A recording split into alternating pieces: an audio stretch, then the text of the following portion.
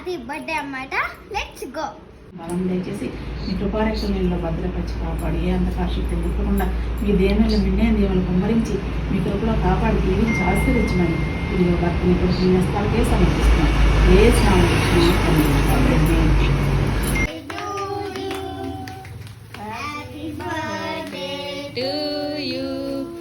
Happy birthday to dear తాతయ్య daddy.